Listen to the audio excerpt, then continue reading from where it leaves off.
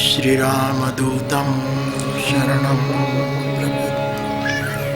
वसुदेव सुतं देवं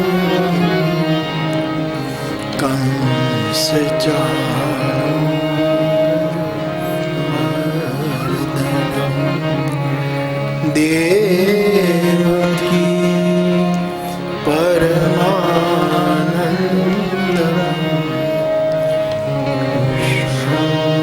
वन्दे जगद्गुरुं रामचन्द्र भगवान प्रिय हो, बालकृष्ण भगवान प्रिय हो, सद्गुरु भगवान प्रिय हो।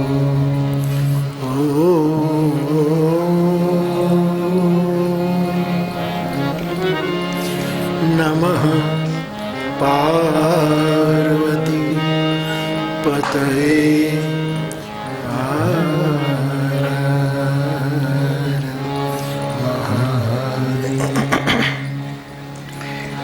श्री राम जय राम जय जय राम।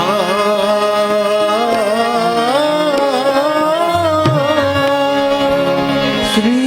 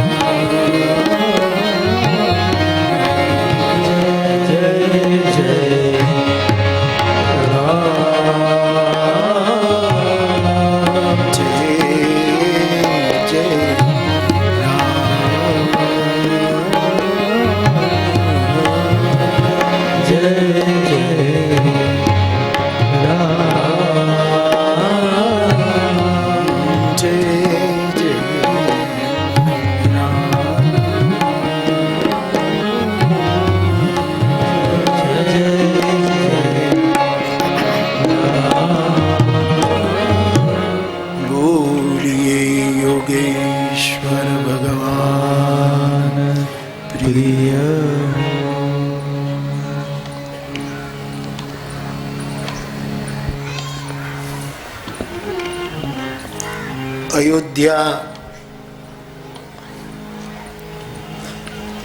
નકશામાં, ભારતના માનચિત્રમાં અયોધ્યાનું એક સ્થાન અને એક સ્થાન જનકપુરનું, પરંતુ બંને અનેક કારણોને લીધે જોડાતા નહોતા. એને જોડવાનું કામ આ પૃથ્વી ઉપરના એક મુનિ વિશ્વામિત્રએ કર્યું અને અયોધ્યા અને જનકપુરને અનેક રીતે જોડ્યા છે. એક સેતુ નિર્મિત કર્યો છે.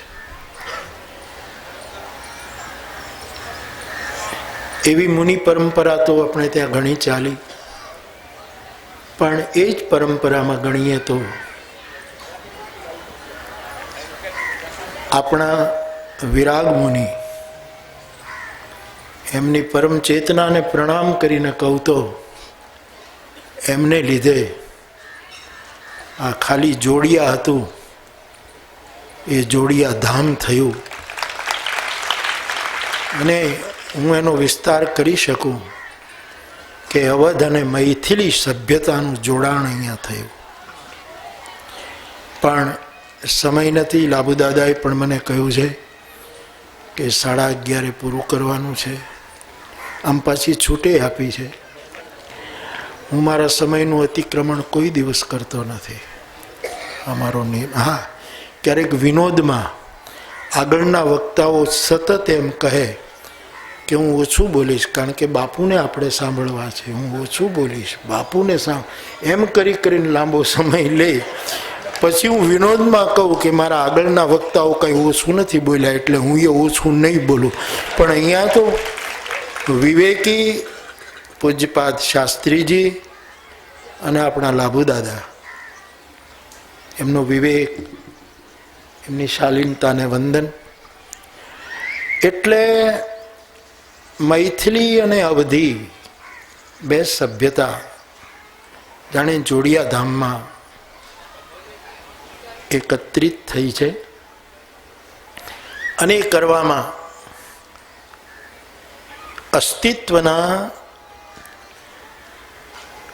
અસ્તિત્વની ઈચ્છાથી જે નિમિત્ત બન્યા એવા પૂજ્યપાદ વિરાગ મુનિને પ્રણામ. એમનું જે મુનિગણ, દાદાએ કહ્યું તેમ, આ બધા બાળકોને મારા પ્રણામ. પૂજ્ય શાસ્ત્રી બાપા, લાભુ દાદા અને એક ઉદાસીન સાધુ, આમ પાડોશી કહેવાય, પણ સતત આ સંસ્થાને આશીર્વાદ આપતા રહ્યા તેવા પૂજની ભોલેદાસજી બાપુ, આ સંસ્થાના સૌ મોભીઓ, ટ્રસ્ટીઓ, ચાહકો, શુભેચ્છકો, મારા ત્રિવેણી કુળના બધા જ પૂજની પૂજ્ય ચરણો, બંને વિનુભાઈ અને પૂજ્ય શાસ્ત્રીજી જે સતત આ યજ્ઞને પ્રજ્વલિત કરી રાખે છે, એ શાસ્ત્રીજી, બાબુભાઈ બહુ લાંબી કવિતા લખીને લાવ્યા છે, પણ મેં એના ઉપર સહી કરી દીધી છે. આપ સૌ મારા ભાઈ બહેનો, તો એક મુનિ સિદ્ધાશ્રમથી અયોધ્યા આવે, અને એ પણ રાજાના 2 બાળકોને માંગવા. એવો એક મુનિ જોડિયામાં આવ્યો, 2 બાળકો નહીં, ઘરથી 2 બાળકો માંગવા માટે. શાસ્ત્રીજીએ પણ કહ્યું ને કે ભાઈ તમારા બાળકોને અહીંયા મોકલજો ને, હું બહુ રાજી થાવ. મને હમણાં જ ટીવી ચેનલ એમ પૂછે કે તમારો શું સંદેશ? મેં કીધું મારો સંદેશ શું, આ બાળકો જ સંદેશ છે. કે આટલા વર્ષ સુધી આ પવિત્ર પ્રવૃત્તિ એની એક ઊંચાઈ પકડીને ચાલે છે. નહીંતર ઘણી વખત મૂળ પુરુષ ગયા પછી પ્રવૃત્તિ શિથિલ થવાનો સંભવ હોય છે. પણ આપણે જોઈએ છીએ કે આ એક સદપ્રવૃત્તિ ચાલી રહી છે, અને એમાં દર વર્ષે આવવાનું સદભાગ્ય પ્રાપ્ત થાય છે. અહીંથી કહેવાય કે બાપુ ગીતાનો સંદેશ આપે, પણ હું શું સંદેશ આપું મને ખબર છે. પણ હા, ગીતાએ મને જે સંદેશ આપ્યો હોય એ પ્રસાદના રૂપમાં વહેંચી શકું. બાકી મારું કોઈ ગજુ નથી. જેના ઉપર શંકરાચાર્ય ભગવાને ભાષ્ય કર્યું હોય, રામાનુજે કર્યું હોય, તમામ વલ્લભ તમામ આચાર્યોએ, અને પછી તો પ્રાચીન અર્વાચીન કેટલા ચિંતકોએ ભગવદ્ ગીતા ઉપર પોતાના શબ્દોને પવિત્ર કર્યા છે. એમાં આપણે શું કહીએ, શું કહેવાનું? પણ કંઈક કહીશ, અને સમયમાં કહીશ.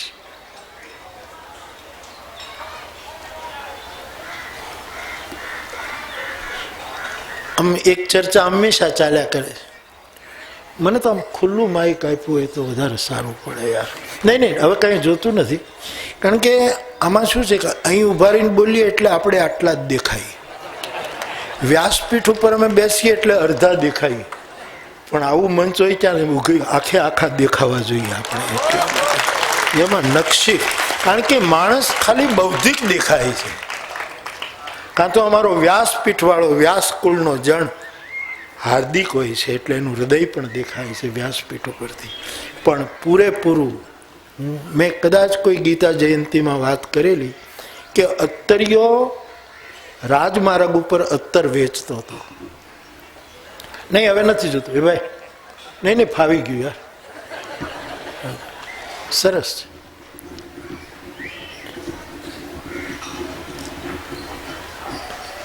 એટલે અત્તર વેચે, બધાને સુગંધ આવે, બધાને ખબર છે કે અત્તરીઓ છે, પણ કોઈ ખરીદે નહીં.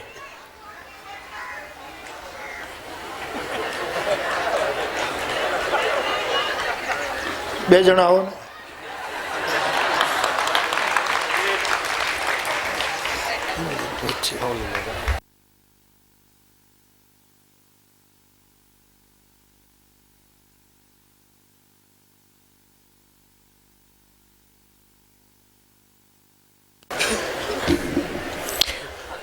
સમાજ ઈચ્છે છે કે બાપુ આખો દેખાવો જોઈએ, અને ગીતા જયંતીને દિવસે કહું છું કે બાપુ પણ એમ ઈચ્છે છે કે બાપુ આખો દેખાવો જોઈએ.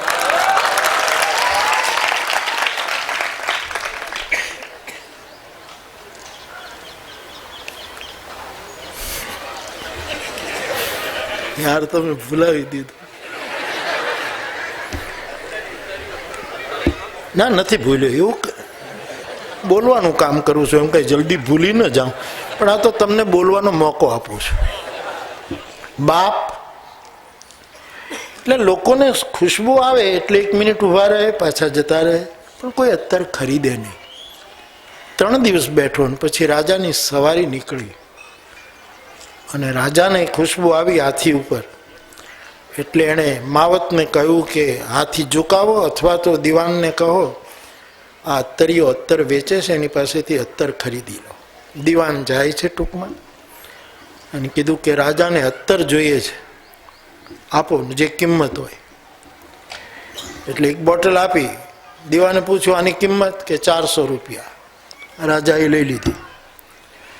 પછી બીજી બોટલ આપી, આની, કે આની 40 રૂપિયા. ખરીદી લીધી. રાજા જતા રહ્યા. એ ઘરે ગયા પછી દિવાને કહ્યું કે બાપુ આ બોટલો ક્યાં મૂકું, કે 400 રૂપિયા જેની કિંમત છે એને મારા પગમાં ઢોળી નાખો, અને 40 રૂપિયા જેની કિંમત છે એને મારી દાઢીમાં લગાડી દો. હવે રાજાનો હુકમ એટલે તો કર્યું. પહેલા રહસ્યની કોઈને ખબર ન પડી. 1 વર્ષ જાય છે, રાજાનું મૃત્યુ થાય છે.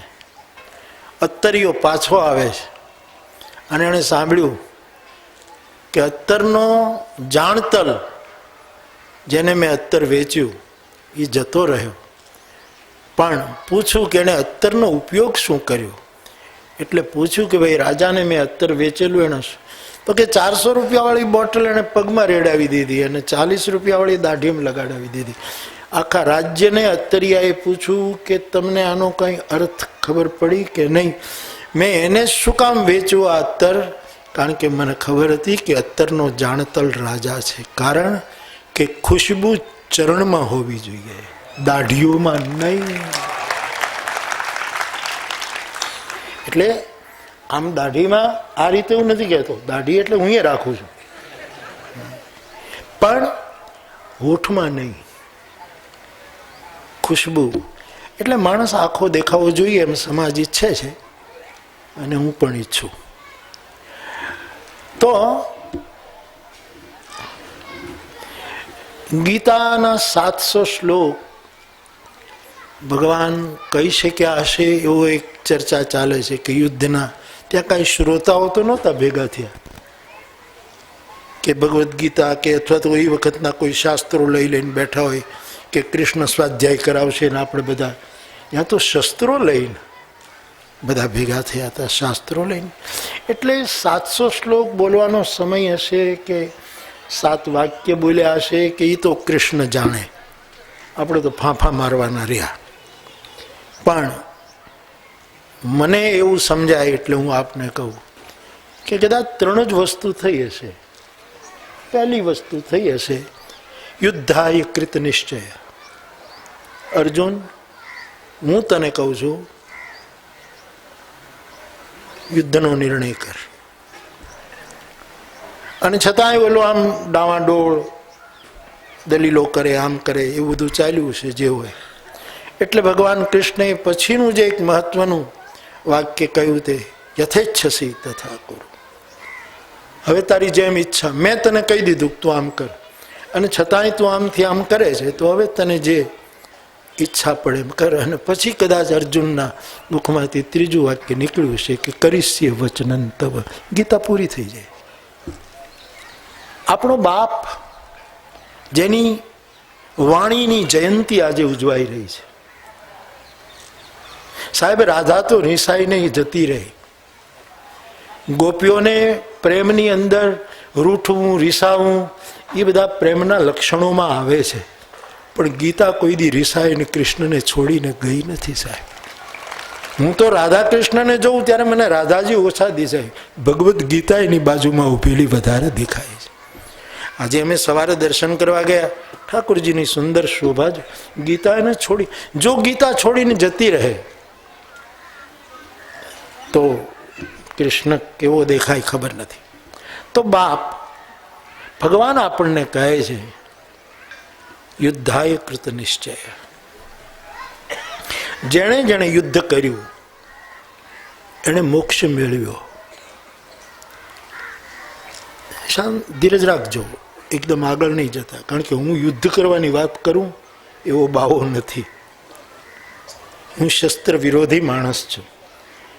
યુદ્ધની જગ્યાએ બુદ્ધની સ્થાપના થાય એવા મારા તનતોડ પ્રયત્નો છે આ વિશ્વમાં. પણ અહીં યુદ્ધ એટલે આંતરિક ઘમાસાન, આંતરિક સંઘર્ષ. કેટલું યુદ્ધ થયું છે એ અડધી રાત્રિએ બુદ્ધના મનમાં, ત્યારે બુદ્ધ જન્મ્યો હશે. આખરે સ્થૂળ રૂપમાં મહાભારતનું યુદ્ધ ગણો તો પણ આખરે તો બુદ્ધ બધાને હિમાલય જવું પડ્યું. કોઈ ત્યાં તો બેસી શક્યા નથી. કવિ કાગનું એક વાક્ય છે, સિંહાસને ચડવા ગયા ત્યાં પગ હેઠ હિમાલય હતો. આમ કે હવે આપણે અહીંયા બેસી, ત્યાં તો બરફ હતો, અને બરફનો સ્વભાવ છે ઓગળી જવું. એમ સત્તાનો સ્વભાવ છે ધીરે ધીરે પીગળી જવું. એ સતત આપણને પેલી કરતી હોય છે. તો યુદ્ધનો મારો અર્થ આજે જ્યાં ત્યાં યુદ્ધો થાય છે, શસ્ત્રો થાય છે, હત્યાઓ થાય છે. દિલ્હીમાં એક બેન ઉપર આટલી મોટું પાશવી જુલમ થયો. કોઈને જગ્યાએથી આ ઘર્ષણ અને સંઘર્ષોના, આ જુનાગઢમાં એક મહાત્માને કાલે કોકે અને બધા સાધુ સંતો એના માટે ન્યાય યોગ્ય થવું જોઈએ એટલા માટે આ બધું શું છે? એટલે ગીતા જયંતિના દિવસે હું તો એટલું જ કહીશ, કદાચ આગળ ક્યાંક કથામાં બોલ્યો હોઈશ, મારી હવે કર્મમાં બહુ નિષ્ઠા નથી રહી. હા સાહેબ, હું કર્મ કરું છું, બોલું છું એ કર્મ છે. હું તમને મળું, હું કથા કરવા જાઉં, એ બધું જ કર્મ છે. મને ખબર છે કર્મ કર્યા વગર એક ક્ષણ કોઈ, પણ મારી નિષ્ઠા કર્મમાં નથી, બિલકુલ નથી. હા, એટલે હું કાંઈ બુદ્ધ થઈ જવાનો છું, નીકળી જવાનું નહીં. નીકળવું હોય તમે નીકળજો, મારે ક્યાંય જવું નથી. મારે તો જેટલા વર્ષ અહીંયા આવાય ત્યાં સુધી અહીંયા આવવું છે. આપણે કંઈ જવું બહુ નહીં. માતાજી આવો.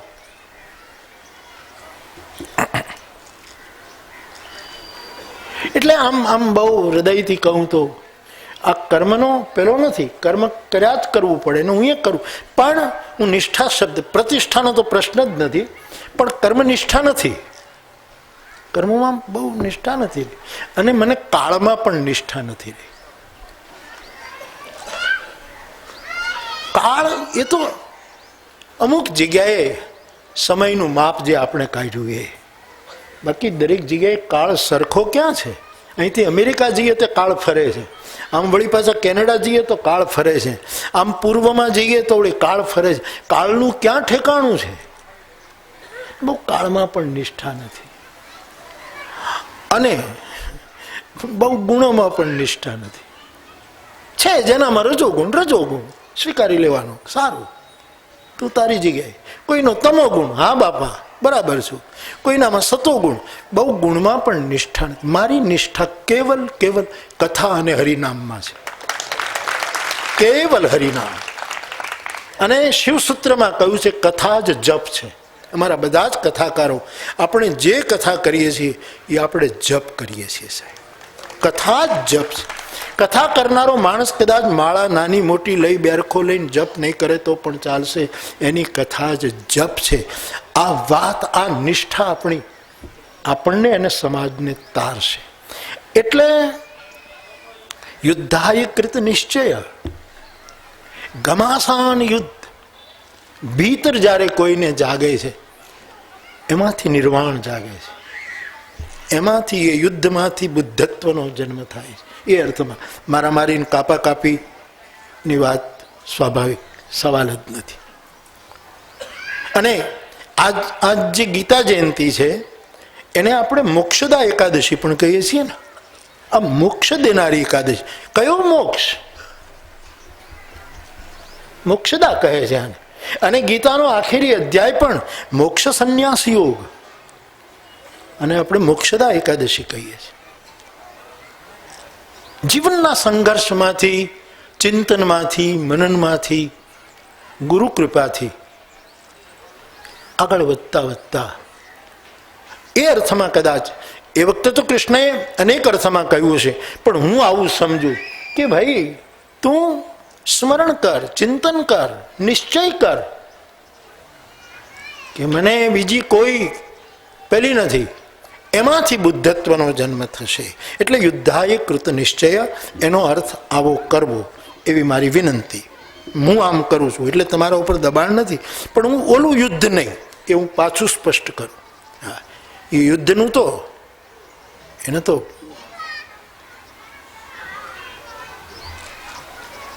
કાળોતરો આભળે કે આ જગતમાંથી ક્યાંય યુદ્ધ ન રહે સાહેબ. આવું સુંદર જીવન પરમાત્માએ આપ્યું છે ને એમાં શું કામ સંઘર્ષ, એ મને કંઈ સમજાતું જ નથી. ખેર છોડો. અને છતાંય કૃષ્ણનો બોલ જો આપણને ન સમજાય તો ભગવાન બહુ દયાળુ છે, બહુ કૃપાળુ છે. અને તેથી કહે છે યથેચ્છસી. કેટલું સ્વાતંત્ર્ય આપે છે આ માણસ, કેટલી ઉદારતા વર્તે. એની કરુણાનો તો કોઈ સીમાડો નથી સાહેબ. એ આપણને એમ કહી દે, આપણે બધા અર્જુન જ છીએ ને, દાદાએ કહ્યું યુધિષ્ઠિર છીએ, કોઈને કોઈ પાત્ર છીએ આપણે, રામાયણના કે મહાભારતના કે પૌરાણિક કોઈ પણ. એમાં એ આપણા ઉપર છોડે છે. સદગુરુ શું કરે છે? કૃષ્ણમ વંદે જગદગુરુ. આ તો જગત, એ શું કરે છે? આપણે જઈએ પાત્રતા લઈને જઈએ છીએ, સમિત પાણી જઈએ છીએ, અને પછી જેમ દાદાએ શાસ્ત્રી બાપાએ કહ્યું તેમ ખાલી થઈને જઈએ છીએ. ત્યારે એ શું કરે છે? એ ક્યાંક ફૂંક મારે છે. આ કાનમાં ફૂંક મારવાનો અર્થ છે વાંસળી વગાડવી. શિષ્યના કાનમાં અમારે સાધુઓમાં કાન ફૂંકાવ્યા એમ કે કાન ફૂંકાવ્યા, નુગરો છો કે ગુરુ. આપણે જ્યાં તો દાદા તમને ખબર છે કાન ફૂંકાવ્યા પહેલા લગ્ન નહોતા થતા. આ ફૂંકાવ્યા વગર જે પરણી ગયા ને એ દુખી થઈ ગયા. આ નિયમ હતો સાહેબ. ગામડામાં તમે જોજો, કોઈ પણ જ્ઞાતિમાં લગ્ન હોય તો એના કુળના જે સાધુ હોય એને બોલાવે, એ પાઠ માંડે અને કાન ફૂંકે, પછી વરરાજો પણ આવું. હા, એટલે એ કરે, માંડવાના આગલે દિવસે કરે. અને આમ ક્રમ તો ગમે ત્યારે ફેરવી શકાય.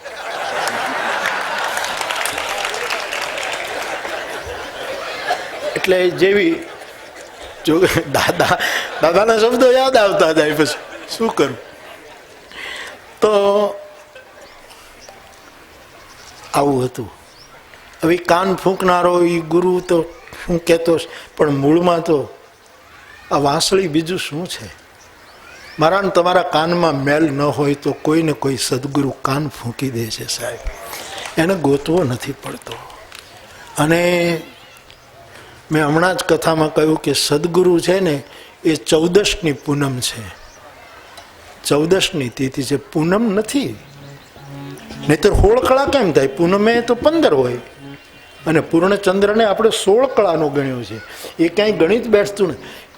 સદગુરુ 14 જ પૂર્ણ થઈ જતો હોય છે, પૂનમ નથી આવવા દેતો. કારણ કે પૂનમ જો આવે તો સદગુરુ ટકી ન શકે, એને શરીર છોડી દેવું પડે. આવું મારું દ્રઢ માનવું છે. એટલે પછી એનું શરીર ન રહે, એટલે 14 જ રહે. અને એટલે જ સવો ભગત એમ કહે 14 ચિતડું કહ્યું કરે નહીં મારું, અને ત્યાં તો અચિંતાનું થઈ ગયું મારે અજવાળું. અને પછી સદગુરુએ તોડ્યું વજરનું તાળું. તો બાપ આપણને છૂટ આપે છે કે હવે મેં તને કહી દીધું, તારા કાન ફૂંકી દીધા, મેં તારી વાંસળી વગાડી દીધી. અને તમને ખબર હશે સાહેબ, કાનમાં ક્યારેક ક્યારેક એવી હવા આવી જાય ને પછી આપણને ખબર ન હોય તો સુરસુરિયું બોલ્યા કરે છે. એ હવા ઉપર આધાર છે કે કોણે ફૂંક મારી એના ઉપર એ વાગ્યા જ કરે. ત્યાં ઝીણી ઝીણી મુરલીઓ વાગે. ગગનગઢમાં રમવા નહીં, ત્યાં ઝીણી ઝીણી. તો પહેલા તો ભગવાન કહે છે કે તું યુદ્ધ કર, તું મનોમંથન કર, તું તારે માયલાને તું સાથે તું જોઈ લે બરાબર.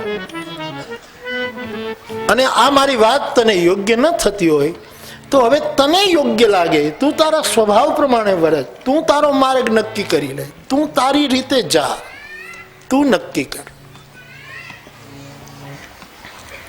અને ગમે તેટલું એ યથેચ્છસી આપણને કહે ને તો એક વસ્તુ સમજી લેવાની કે પાંદડું હાલે નહીં. આના જેવો કોઈ માણસ થયો નથી, થવાનો નથી. કારણ કે એને ખબર છે કે જે કંઈ આ રાખના રમકડા મારે રામે રમતા રાખ્યા છે સાહેબ, એની ઈચ્છા વગર કંઈક થતું એને જ ખબર છે, બાકી કોઈને ખબર નથી. એને જ ખબર છે. મચ્છરની પાસે બધા મચ્છર ભેગા થઈને કે તમે બહુ મોટા મચ્છર છો અને તમારા માટે રહેણાંક બહુ મોટું હોવું જોઈએ, સારું હોવું જોઈએ, તમે અમારી સાથે ખાબોચિયામાં આમ વૃક્ષની કોટરમાં રહો એ બરાબર નહીં, તમે અમારા સમ્રાટ છો, મચ્છરાધીશ છો,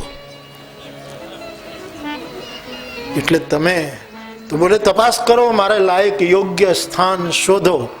એટલે બધા પેલા મચ્છરે એની રીતે તો મોટા જોઈએ ને, તો આપણે એને નાના ગણીએ છીએ, બાકી એ તો એની રીતે મહાન જ હોય.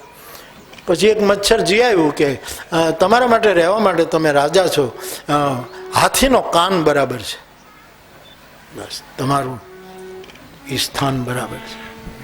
વાંચતે ગાજતે આ મોટા મચ્છરને લઈ જાય છે, હાથીનો કાન. અને પછી ઓલું મચ્છર હાથીને કહે છે કે હાથી, હું તારા કાનને મારું નિવાસ સ્થાન બનાવીને તને ગૌરવ આપું છું, આભાર માન. હાથીએ જવાબ ના આપ્યો. બીજી વખત કીધું હે હાથી, આટલું સન્માન તને કોઈ નહીં આપે, પણ મેં નિવાસ તરીકે તારા કર્ણને પસંદ કર્યો છે, તોય જવાબ ના આપ્યો. ત્રીજી વખત પૂછ્યું ને એટલે મચ્છરને એમ થયું કે આ મૌન છે એ સંમતિનું લક્ષણ હશે, અથવા તો આને કંઈક કાનની તકલીફ હશે. અને તો પછી તેણે ત્યાં રહેણાંક શરૂ કર્યું. આટલો મોટો માણસ હાથીના કાનમાં રહે એટલે પછી તો મળનારા મુલાકાતો મિટિંગો આ કાનમાં ક્યાંય પ્રવૃત્તિ ચાલ્યા જ કરે સાહેબ.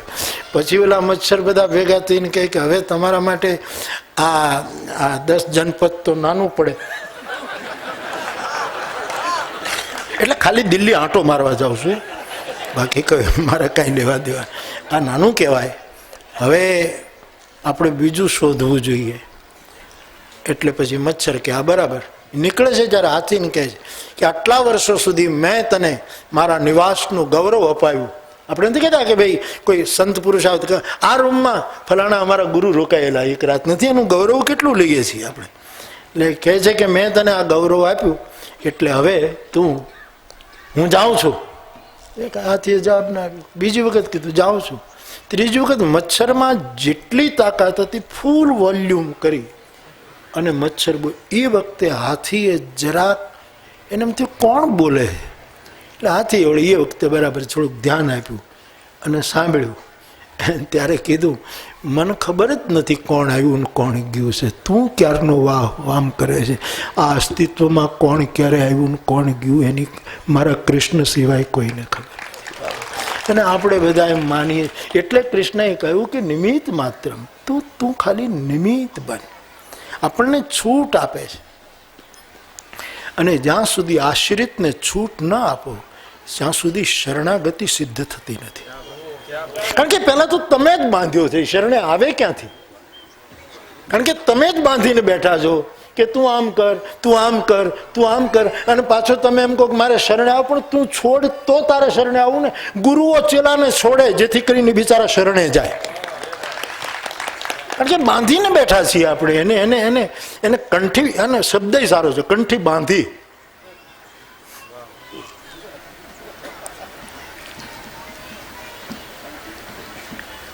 પછી જે તીસરું વામનનું ત્રીજું જે પગલું છે તે છે જ્યારે છૂટ આપી દીધી, મોકળાશ આપી દીધી, ત્યારે પેલો બોલ્યો કરીશ્યે વચનંત. એટલે કદાચ ગીતામાં આ 3 જ વસ્તુ બોલાઈ હશે એવું હું મારા માટે વિચારું. મારા માટે આ પૂરતું પણ છે, મારા માટે આ ઘણું છે.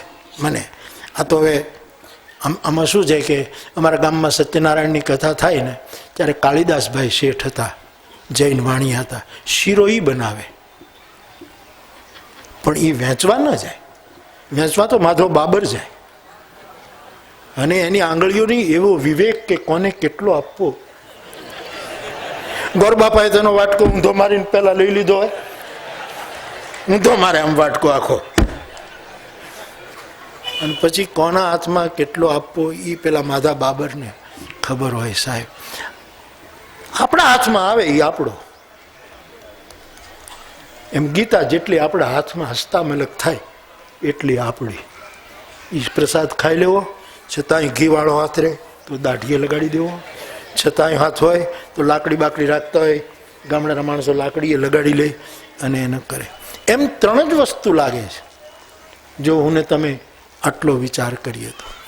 એવી ભગવદ્ ગીતા, આટલું મોટું વૈશ્વિક શાસ્ત્ર, એ વાણીનો આજે પ્રાગટ્ય દિવસ છે ત્યારે શું સંદેશ આપવો? જોડિયાએ ઓલરેડી સંદેશા આપી દીધા છે. અસ્તિત્વ વહેલા મોડા પ્રસારિત કરશે. ઉની ફકીરોને ઇતિહાસ રચા થા यारो, इन्हीं फकीरों ने इतिहास रचा था यारो, इन्हीं पर इतिहास लिखने को किसी को वक्त नहीं था. समय આવે ને ત્યારે ત્યારે આનું બધા પ્રકરણો ખુલશે. અસ્તિત્વ ત્યારે રિલે કરી શકે. ઓલરેડી જોડિયાએ, મેં હમણાં જ ટીવીને કહ્યું કે ભાઈ જોડિયા એ મારી દ્રષ્ટિએ અગ્નિ અખાડો છે. અમારે ત્યાગી સાધુઓમાં અખાડા હોય, નિરંજની અખાડો, ફલાણો અખાડો, અગ્નિ અખાડો. અખાડા પ્રમાણે બધાનો મગજ હોય, અખાડા હોય છે. એક બહુ બહુ બહુ મોટું સ્થાન હોય છે. એ પ્રમાણે એક એનો મહિમા હોય છે. એટલે કે સમાજને એની ચાલ ન ચૂકી જાય એટલા માટે અખાડાઓ એ બધું યોજના કરી. શંકરાચાર્ય ભગવાનથી આ બધું ચાલ્યું આવે. એટલે મેં હમણાં જ કહ્યું અહીંયા આવતા પહેલાં કે ભાઈ આ જોડિયા છે ને એ અગ્નિ અખાડો છે. અખંડ અગ્નિ તો ચાલે છે, બરાબર. રામ નામ હેતુ કિસાન ભાનુ હિમ કરકો. રામ નામ અથવા તો રામચરિત માનસનું ગાયન થાય છે, એ પણ અગ્નિ છે. એ પણ અગ્નિ છે. અને ગીતાનો જ્ઞાન યજ્ઞ સ્વાધ્યાય ચાલે અને જ્ઞાનાગ્નિ, જ્ઞાન પણ અગ્નિ છે. એટલે જોડિયા એ અગ્નિ અખાડો છે, પણ કોઈને દજાડે નહીં એવો સૌમ્ય શીતળ પ્રકાશ આપનારો. અહીંથી વળી ગીતાનો સંદેશ શું પ્રસારિત કરવાનો? પણ અહીંયા આવું કંઈક બોલવાનું હોય એટલે વાણીને પવિત્ર કરવા માટે બોલું. હું ને તમે જો આટલું સમજીએ, તમને મને તો આવું લાગ્યું છે, તમારા ઉપર હું દબાણ ન કરું, પણ જો આવું થાય તો. આજે હું 7મા અધ્યાયનો પાઠ કરતો હતો સવારમાં ગીતાનો. મારું શું હોય કે જે દિવસે જે પાઠ નીકળે એમાંથી કંઈક કહેવાનું હું શરૂ કરી દઉં. એટલે એમાં 7મો અધ્યાય હું જોતો હતો, એમાં ભગવાન પાછું રામાયણને મળતું આવે કે પરમાત્માના 4 પ્રકારના ભક્તો, બરાબર? ચતુર્વિધા ભજન્તે મામ જના સુકૃતો આર્તો જિજ્ઞાસુર્થાર્થી જ્ઞાની ચ. 7મો અધ્યાય 7મો છે, મેં પાકું કર્યું છે કારણ કે એ જ મારા પાઠમાં જ હતો. 4 પ્રકારે મને ભજે છે લોકો. ચારેય પુણ્યવાન છે, ચારેય પુણ્યશાળી છે, અનગ છે, નિષ્પાપ છે ચારે, અને ચારેય ઉદાર છે. રામ ભગત જગ 4 પ્રકાર સુકૃતિ, ચારેય અનગ. સીધો ગીતાનું ઉદાહરણ ત્યાં લીધું છે. પછી મને વિચાર એમ આવતો હતો, આજ સવારે પાઠ કરતો હતો ત્યારે, કે આ ચારેયના મૂળમાં ભજન છે. ભજન છે, ધ્યાન રહેજો. જ્ઞાની હોય, આર્ત હોય, જિજ્ઞાસુ હોય કે અર્થાર્થી હોય, એના મૂળમાં ભજન છે. ભજન વગર ચાલવાનું નથી. પણ હું વિચારતો હતો એમ કે આ ચારેય જણા ભજન કેમ? જ્ઞાની કઈ રીતે ભજન કરતો હશે? જ્ઞાની તો વળી કાંઈ માળા બાળા રાખે નહીં. ભજનોમાં એવું આવ્યું કે જ્ઞાની કરતા ઘટ મેં પૂજા અને એવું બધું હોય. એ જ્ઞાની કઈ રીતે ભજન કરતો હશે? અર્થાર્થી કઈ રીતે ભજન કરતો? કારણ કે મૂળમાં ભજન છે. અર્થાર્થી કઈ રીતે ભજન કરતો હશે? આર્ત કઈ રીતે ભજન કરતો હશે? અને જિજ્ઞાસુ કઈ રીતે? ત્યારે એની સામે 4 વસ્તુ મને દેખાણી, અને તે છે ધર્મ, અર્થ, કામ અને મોક્ષ. જિજ્ઞાસુ ધર્મ દ્વારા ભજે છે, કારણ કે જિજ્ઞાસુ હંમેશા ધર્મની જિજ્ઞાસા કરે છે. અથા તો ધર્મ જિજ્ઞાસા, મૂળ ધર્મ. અને નાની એવી જિજ્ઞાસા એ બેડો પાર કરશે. શબરીની જિજ્ઞાસા કેટલી હતી રામાયણમાં? આ સ્ત્રી કોઈ જિજ્ઞાસા નથી કરી. એક જ જિજ્ઞાસા ગણો તો જિજ્ઞાસા. પોતાની શૂન્યતા કહો તો શૂન્યતા, પોતાનું શાસ્ત્રી બાપાના શબ્દોમાં કહું તો ખાલીપણું કહો તો ખાલીપણું. એને એક જ વાત, એને જો જિજ્ઞાસા કહો તો ધર્મરૂપ રામની પાસે એમણે આટલી સ્વલ્પ જિજ્ઞાસા. ત્રાયતે મહતો ભયાત, જે ગીતાએ કહ્યું. એક નાનકડો એવો ધર્મ, એક કર્ણ ધર્મ માણસને તારી દેતો. તો જિજ્ઞાસુ એ ધર્મ દ્વારા ભજે છે, એનું ભજન ધર્મ છે. નાનકડી એવી જિજ્ઞાસા તારી દે, સાહેબ આપણો ઉદ્ધાર કરી નાખે. શબરીએ શું કર્યું?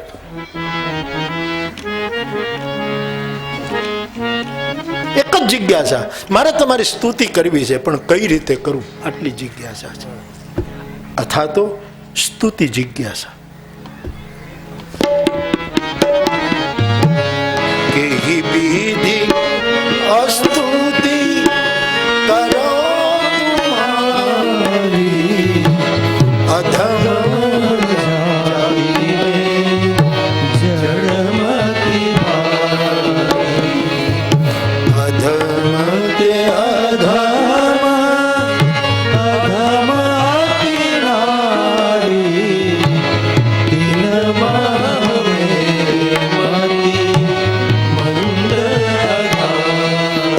મારે તમારી સ્તુતિ કરવાની એની ઈચ્છા છે.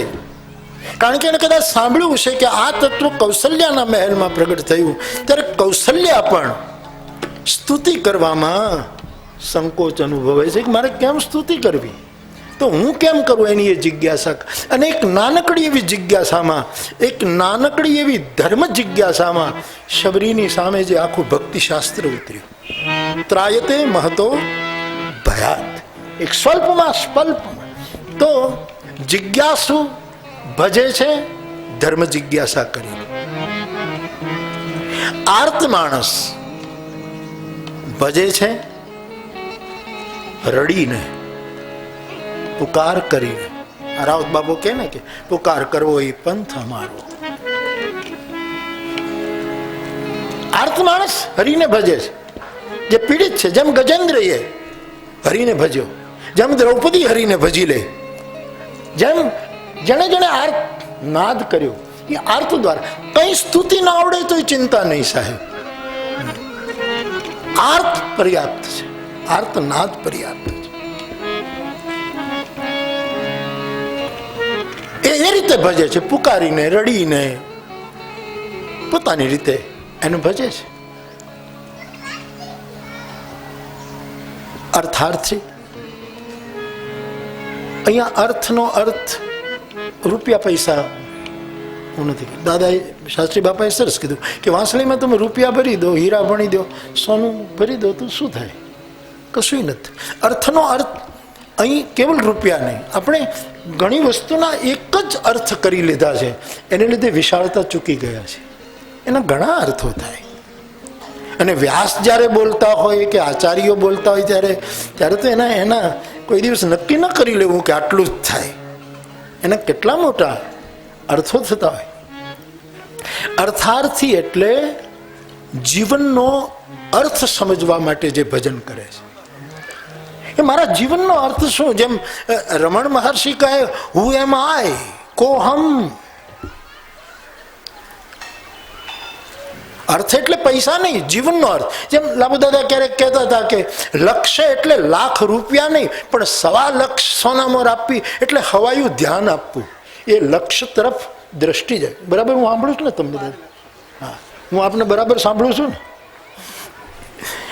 જે ચોલી કવિઓને જે અપાય એનો અર્થ એમ કે રાજા 1.25 લાખ સોનામોર આપે એટલું પૂરતું નથી, સવાયું ધ્યાન આપે કવિના શબ્દો ઉપર, વિદ્વાનના વાક્યો પર સવાયું. એ જ એની પહેલી છે. એટલે જીવનનો સવાયું લક્ષ્ય એ અર્થાર્થીનું ભજન છે. શું કામ સાહેબ? દાદા તો ભજન પરંપરાને માણે છે, જાણે છે, એના ઉપર કહી શકે અધિકારપૂર્વક. અને આપણે ત્યાં હંમેશા કહેવાય, મારો સાધુનો બેડલો સવાયો. આ સવાયો શું કામ? દોઢો નહીં, બમણો નહીં, 100 ગણો નહીં, પણ સાધુનો બેડલો હંમેશા સવાયો. હા, એટલે અર્થ એટલે જીવનનો એક મોટો પરમાર્થ એવોનો અર્થાર્થી આવી રીતે હરીને ભજતો હશે એમ હું માનું છું. અને જ્ઞાની નિર્વાણને મગજમાં રાખીને, મોક્ષને મગજમાં રાખીને, જ્ઞાન મોક્ષપ્રદ ભેદ બખાના એમ ભજતો હશે એવું મને લાગે. તો બાપ ભજન કેન્દ્રમાં છે એટલું જો યાદ રહે તો રાખજો. પછી એની વિધા ગમે તે હોય, ભજન વગર આ કાળમાં જ્ઞાની હશે તો એ ભજન કરવું પડશે, અર્થાર્થી હશે તો પણ ભજવો પડશે, આર્ત હશે એને ભજવો પડશે, અને જિજ્ઞાસુ હશે એને પોતપોતાની રીતે હરિને ભજવો પડશે. તો જ એટલે જ તુલસી કહે, બિનુ હરિભજન ન ભવતર્ય યહ સિદ્ધાંત અપીલ. આવું એક આમ સંકલ્પ સાથે તુલસીદાસજી આ વાત મૂકે છે. તો બાપ ગીતા જયંતિને દિવસે કંઈક હું તો મારા માટે વીણતો હોઉં. હવે તો આ ચણિયા બોર રહ્યા નહીં તો બાળપણમાં મેં ચણિયા બોર વીણ્યા છે, અને આંગળી પણ બોરના રંગ જેવી જ લાલ થઈ છે. મારું તો શાસ્ત્રમાં ચણિયા વીણવાનું, ચણિયા બોર વીણવાનું, અને મને ખબર છે એટલા માટે ચણિયા બોર વીણું કે મારો ઠાકોર 56 ભોગ નથી ખાતો, એ બોર જ ખાય છે. પણ એ બોર વીણનારની જિજ્ઞાસા કેટલી નાનકડી એવી જિજ્ઞાસા હતી શબરીની, છતાંય પામી ગઈ. ને છેલ્લે જયપુરમાં બનેલી એક ઘટના, 50-60 વર્ષ પહેલા બનેલી ઘટના છે. ખેડૂતો છો તમે બધા. એક સારા બીજનું પ્રદર્શન થયેલું જયપુરમાં, અને રામનારાયણ કરીને એક ખેડૂત એ બીજ લેવા જાય છે, સારી જાતના બીજ. પછી ઘઉં બાજરો જે હોય તો લેવા જાય. હું તો ઘઉંનું બીજ જાય છે, પણ એની પાસે પૈસા નહીં, પગે ચાલીને ગયો. ઓલા જે બધા બેઠા છે બીજ વેચવા, એની પાસે આખા લિસ્ટ છે, આ ઘઉં એની આ કિંમત, એની પાસે આખું શાસ્ત્ર છે, પણ બીજને જાણતા નથી. એમ ઘણી વખત આપણી પાસે શાસ્ત્રો છે, પણ બીજને જાણતા નથી. અને આપણે ત્યાં આમ પછી તો બહુ ખોટા અર્થો થયા, એમાં આપણે જવું નથી, પણ આપણે ત્યાં એક આખો ધર્મ આવ્યો, બીજ ધર્મ. બીજનો મહિમા રામદેવ બાપાની પરંપરામાં બીજનો 12 બીજનો ધણી એ કહેવાનું. બીજનો બહુ, અને તુલસી પણ આ વસ્તુને સ્વીકારે છે. જથા ભૂમિ સબ બીજમય નખત નિવાસ આકાશ, રામ નામ સબ ધર્મમય જાનત તુલસી દાસ. આવો દોહાવલીનો દોહો છે. પેલો માણસ જાય છે, જે વેચે છે એની કિંમત છાપેલી છે, એટલે કે આનું આપણે એને બીજી કઈ ખબર પડતી નથી. એને જ પ્રદર્શન કહેવાય. દર્શનમાં મૂલ્યની ખબર ન હોય, પણ બીજને જાણી જતો હોય એને દર્શન કહેવાય. પ્રદર્શનોમાં આવવું જોઈએ કે એમાં બધું ઉપરથી દેખાતું. એ પ્રદર્શન હતું બિયારણનું. એ માણસ જાય, માંગે કે મને આ બીજ આપો, અને પેલો કે ભાઈ પૈસા વગર ના અપાય. પણ કે પૈસા તો મારી પાસે નથી. બીજે દિવસે જાય, પૈસા નથી. ત્રીજે દિવસે જાય, પૈસા નથી. ચોથે દિવસે પેલા અધિકારીને એમ થયું કે આ માણસને ખબર છે કે પૈસા વગર ન મળે, છતાં એ સતત માંગે છે. કંઈક રહસ્ય છે કે ભાઈ હું તો નોકરી કરું છું આ પ્રદર્શનમાં, અને આમાં હું એમનેમ તો કેમ આપ? તો કે તમને મારે દુઃખી નથી, પણ એક દાણો આપી શકો મને? ઘઉંનો એક દાણો. રામ ભગતનું એક ભજન છે, પુનિત મહારાજની પરંપરા. આવ્યો સેવાના ક્ષેત્રમાં શાણો, એ ઘઉંનો દાણો. આવું એકનું ભજન છે. પછી તને બહુ સરસ રોટલી ફૂલે ત્યાં સુધી લખ્યું. એ દાણો પછી ફૂલે, મોટાઈ મળે, તાવડીએ ચડે, હારા હાથે આમથી ઊંધાવડું આમ થાય એટલે ફૂલે. અને પછી જ એને પછાડે છે બેનો કે હવા નીકળી જાય રોટલી. એવું બહુ સરસ રૂપ કે ઘઉંનો દાણો. એ રામ ભગતનું આખું પદ છે સાહેબ. એક ઘઉંનો દાણો એ માણસે લીધો, બીજ. જેમ લોક ભારતી સણોસરા, જેમ બિયારણના પ્રયોગો, હું જેનો સાક્ષી છું એની વાત કરી શકું. નવા નવા બિયારણના પ્રયોગ આવી ઘણી ગાંધી બાપુના વિચારવાળી સંસ્થાઓ કરતી હશે. એક દાણો આપો. આપ્યો. શું આપું? મારું ફાળિયું આપી દો. અરે કે બાપા એક દાણાનો મારાથી કંઈ લેવાય નહીં, એનો વાંધો નહીં કંઈ. એક દાણો, આ તો તમે કિલો માંગો તો મારાથી ના અપાય. એ સાહેબ એક દાણો લઈને, બીજ લઈને ગયો અને એણે પોતાના ફળિયામાં વાવ્યો. વર્ષા ઋતુ પૂરી થઈને 1/2 કિલો ઘઉં થયા.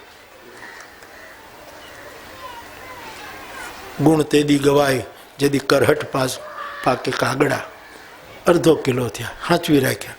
બીજે વર્ષે 1 વીઘામાં 1/2 કિલો, અડધા વીઘામાં વાવ્યા. સાહેબ 5 મણ ઘઉં થયા. અને પછી તો મોટો ઘઉંનો વેપારી થઈ ગયો. ગોડાઉન થયા ને ઘરે. એક બીજ પકડાઈ જાય ને તો માલામાલ થઈ જાય. એમ ભગવદ્ ગીતામાંથી એક બીજ પકડાઈ જાય તો ત્રાયતે મહતો ભયાત. એક નાનકડું એવું બીજ પકડાઈ જાય તો બેડો પાર થઈ. આવા બીજોથી ભરેલી ભગવદ્ ગીતા છે. એમાં કૃષ્ણ જેવા કૃષિકારે બીજો નાખ્યા છે. એમાં પ્રદર્શન નથી, બધા દર્શનો છે. આપણને જો લેતા આવડે ને પૈસાનો 1 પૈસા કિંમત આપવી ન પડે. આમ કાપો ભરવો હોય તો રૂપિયા આપવા પડે. જેને એક બીજક જ લઈ લેવું હોય એના માટે તો કાંઈ. એમ જેને યોગેશ્વર કૃષ્ણની વાણીમાંથી બીજ પકડી લેવું હોય એ તો માલામાલ થશે. અને એ રામાયણ લો, ગીતા લો, મારી દૃષ્ટિએ બીજ છે ભજન. એટલે મારી નિષ્ઠા કથા અને નામમાં છે. કામ કરતા રહીએ, કાળ આવ્યા કરે, ગયા કરે.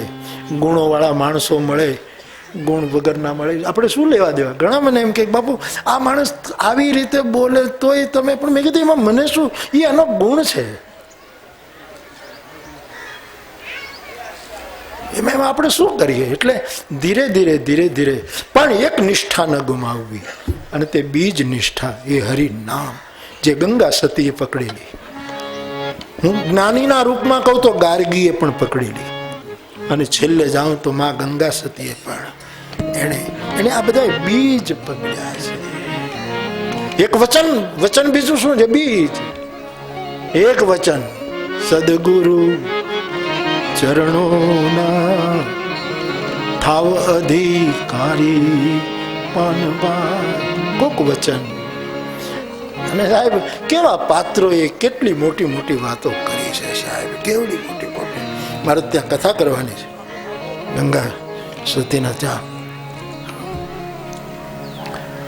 બાપ ભગવદ્ ગીતાના ભગવાન યોગેશ્વરની વાણીના પ્રાગટ્ય પર્વએ હું મારી પ્રસન્નતા વ્યક્ત કરું છું. મારા કથાકાર ભાઈ બહેનો પૂજની આ વખતે ત્રિવેણીમાં મળવાની છે કુંભમાં. આપ સૌ લગભગ આવવાના જ છો એવા ખબર મારા સુધી પહોંચ્યા છે. 75-80% તો આપે કૃપાથી હા પાડી છે. 2-5 દિવસમાં બધા નામ આવશે, પછી બધાને ત્યાં પણ એટલું ચોક્કસ કહું, તોડી નાખે એવી ટાઈટ હશે.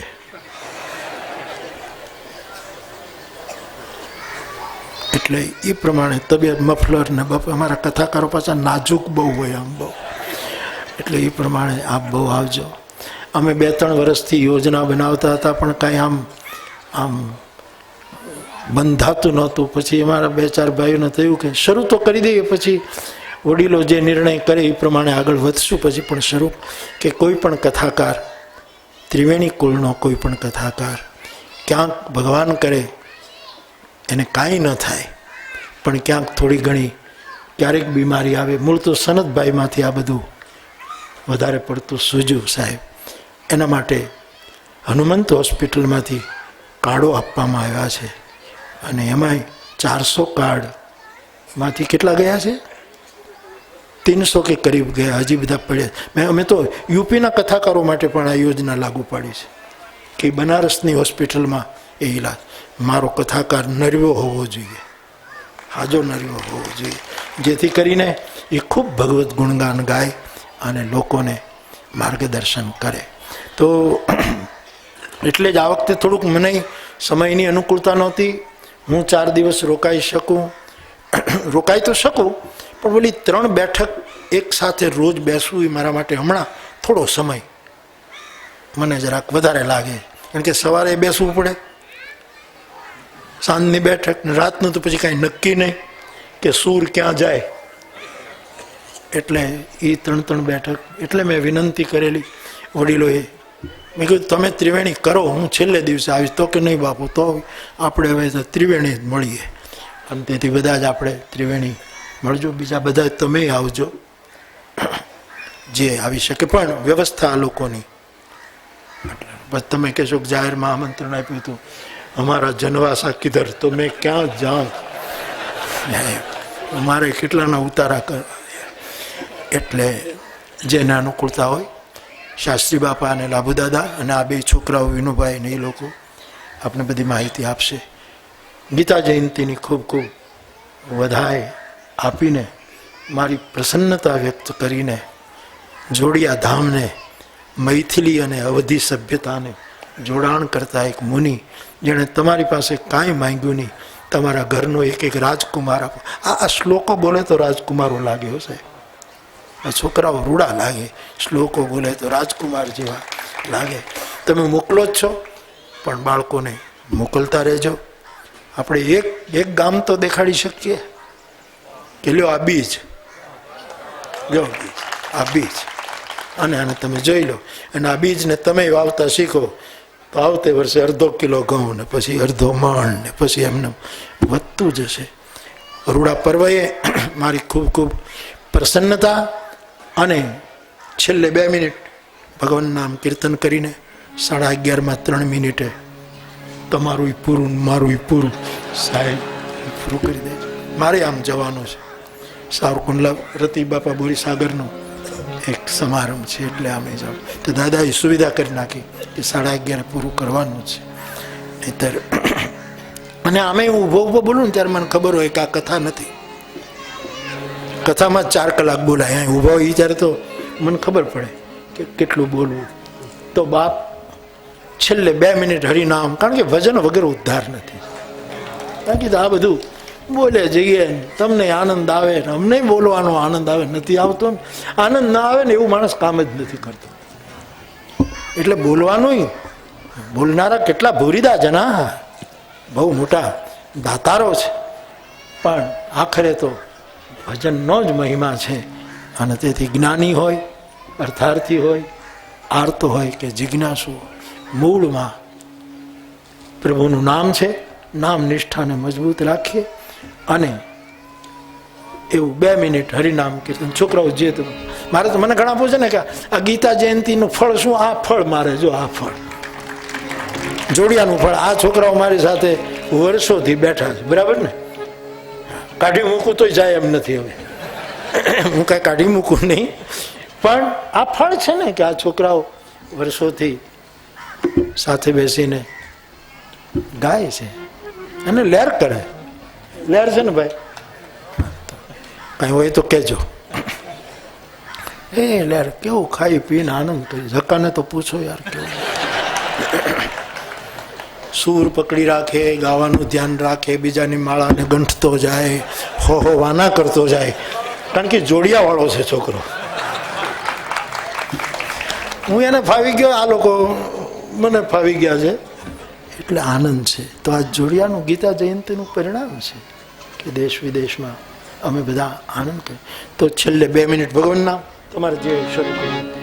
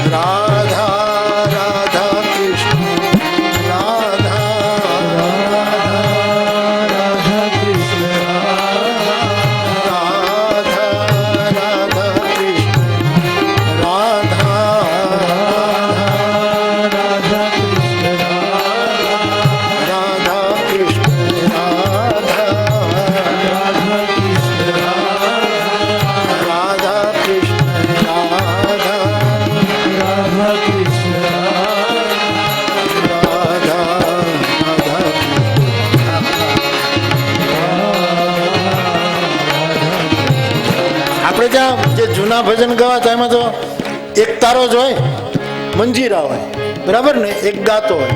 આનો અર્થ મને એવો લાગે કે એક તારો એ સત્ય છે, એક તાર જ સત્ય છે. બાકી જુદા જુદા તારમાં તો સત્ય, એક તારો સત્ય છે, બરાબર? અને મંજીરા પ્રેમ છે, કારણ કે સબનર કરહી પરસ્પર પ્રીતિ. મારી દ્રષ્ટિએ પ્રેમ છે. અને ગાવાનું તો ત્યારે બને જ્યારે એની કરુણા હોય, ત્યારે માણસ ગાઈ શકે. એટલે એક તારો, મંજીરા અને ભજન ગાવું, એમાં સત્ય, પ્રેમ અને કરુણા આ ત્રિવેણી એનામાં સમાઈ જાય છે. માટે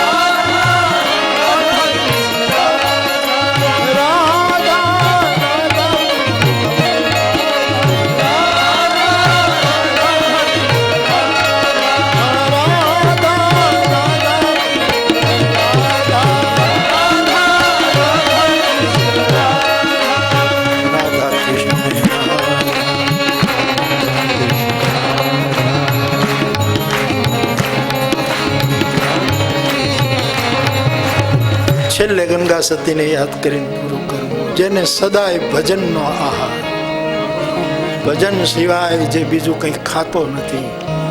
એવો ભજનનો મહિમા એ ગીતામાં ચતુર્વિધા ભજનતે એમ કહીને ચારેય જણાએ ભજનનો આશ્રય લેવો પડે છે. જાસુના પવન તનય સંકટ મંગલ રામ લખન સીતા સહિત હૃદય બોલીએ હનુમાનજી મહારાજ.